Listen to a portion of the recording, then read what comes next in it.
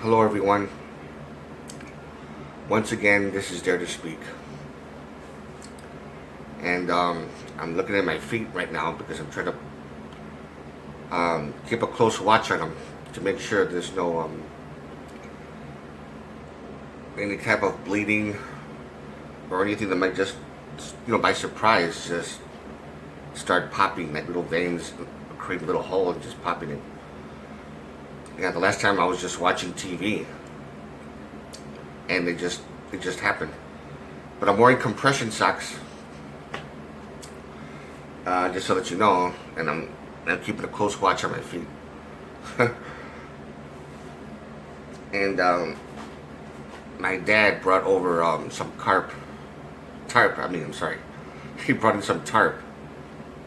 So in case if the blood does come out, I won't mess up my carpet more than it already is right now. And yeah, I'm not going to show you the blood in the carpet because it's just you don't want to see it. Anyways, as far as everything that's been happening, as far as like this update on everything that's happened, I heard about that protester that was pushed by the police officers.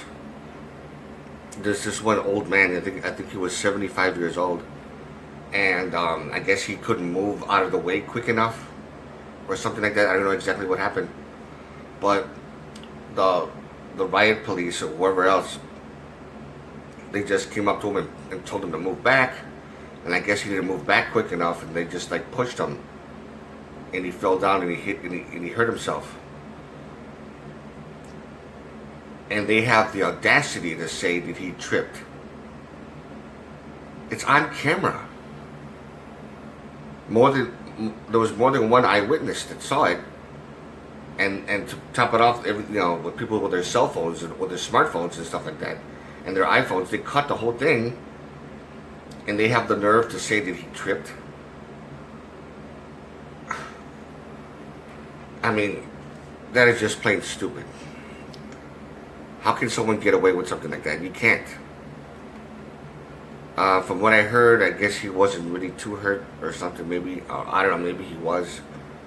I don't know, because when I heard about it, I was in the emergency room when it became headline news, and I just like looked up into the TV monitor, and I saw the whole thing. And I forgot what news channel it was on, but they talked about it, and then I felt kind of woozy and lightheaded anyways. But I caught the most important part, and then that's when the nurses came in, and of course I had to turn it off and stuff like that. But I hope he's okay. I hope that he's not seriously hurt or dead or anything of that nature. I just don't want to see people get hurt, or to know that they got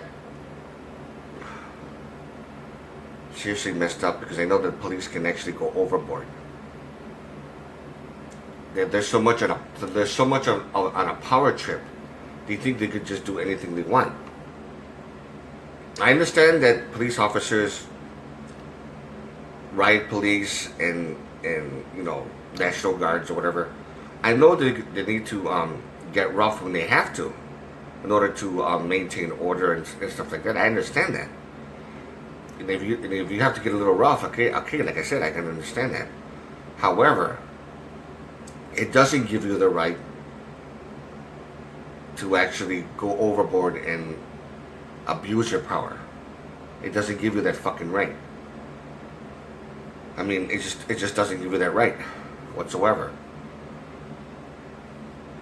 To me, it's just. I mean, I know that a lot of people will agree with me on that. It's the kind of thing that Anyway, so that being said,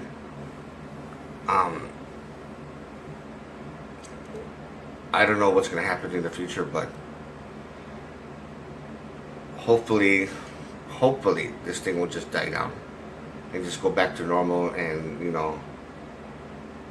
this whole virus epidemic that people are afraid of all of this will just pretty much die down and just things will go back to normal. So this is there to speak and to let you know that so far so good, I'm doing okay. And I hope that anybody else with riots and stuff like that, and I made a video already before about don't use violence. You know, just protest the right way, which a lot of people are doing. But you do have your occasional radicals that loot and smash cars and or do whatever type of mayhem, which is not good. It's not good for anyone to do that, because you'll make the protesters look bad. If you do something that stupid, doing violence out of the death of the black man, and just, I don't know, George Floyd. I mean, he did not deserve what he got. I mean, it was what happened to him was completely unfair. He was crying out, saying, "I can't breathe," and that fucking asshole police officer just kept putting pressure on him for 8 fucking minutes. There's no fucking need for that.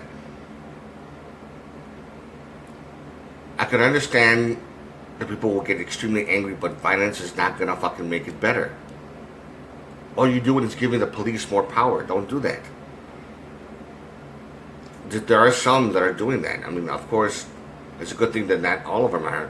Most of them are in harmony, joining together, making sure that things don't go, you know, they just want to protest the right way. Well, anyways, any comments, questions, or whatever, you know what to do. And to all of you, take care.